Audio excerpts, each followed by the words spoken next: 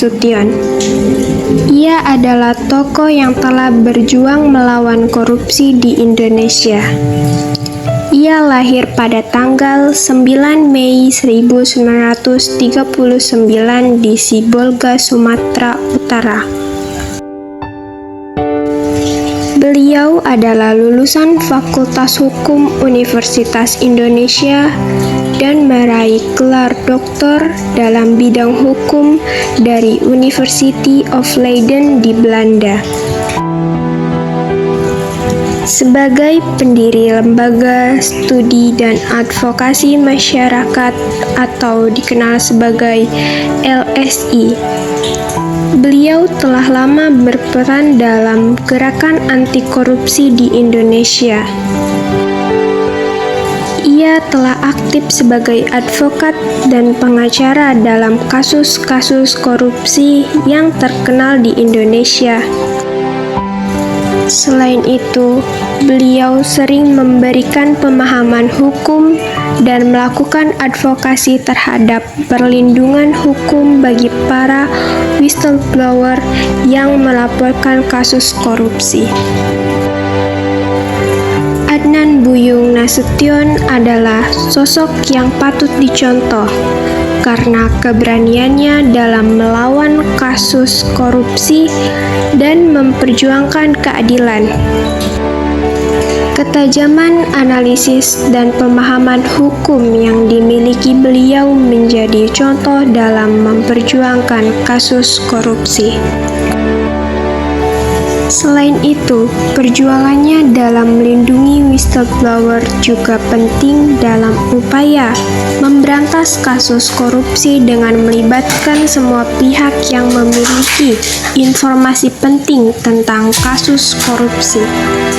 Ya, pemirsa, dan berikut ini adalah beberapa kasus besar yang pernah ditangani oleh Adnan Buyung Nasution. Berikut ini adalah kasus-kasus yang pernah ditangani oleh beliau. Kasus pertama yaitu kasus mega proyek Hambalang.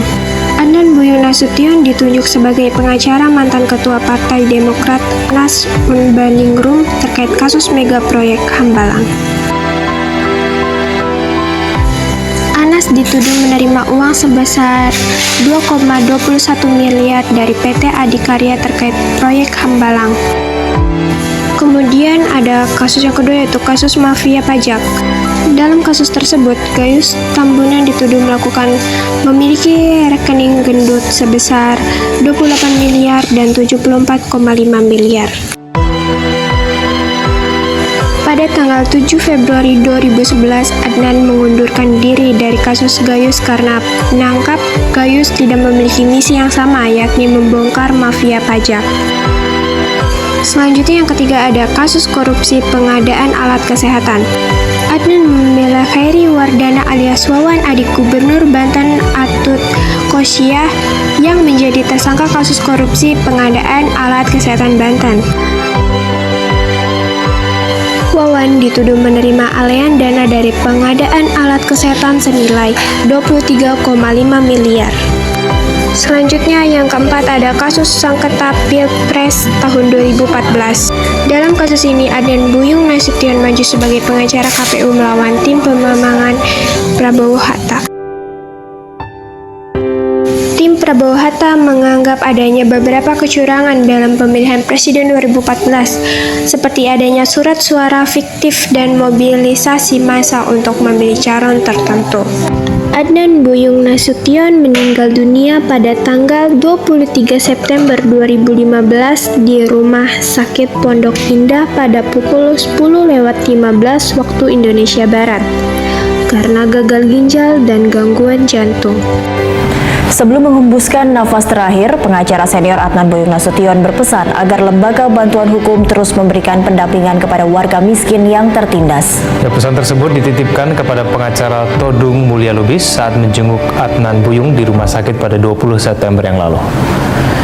Todung menuturkan saat itu tiba-tiba Adnan Buyung memberikan isyarat dengan tangan meminta secari kertas untuk menulis pesan. Dengan tertatih-tatih dan gerak yang patah-patah, Adnan Buyung Nasution berhasil menulis kalimat menggunakan spidol merah. Todung menjelaskan tidak ada kata-kata yang diucapkan Adnan, hanya saja Adnan Buyung menulis pesan itu sambil menangis. Adnan menulis, "Jagalah LBH YLBHI, teruskan pemikiran dan perjuangan untuk masyarakat miskin dan tertindas." Bagi Todung, pesan terakhir Adnan Buyung itu bermakna pengabdian bagi bangsa dan negara, merupakan hal yang harus diperjuangkan hingga akhir hayat. Todung menyatakan di tengah sakit keras, almarhum masih memikirkan bangsa dan negara dan menjadi hal yang harus menjadi teladan.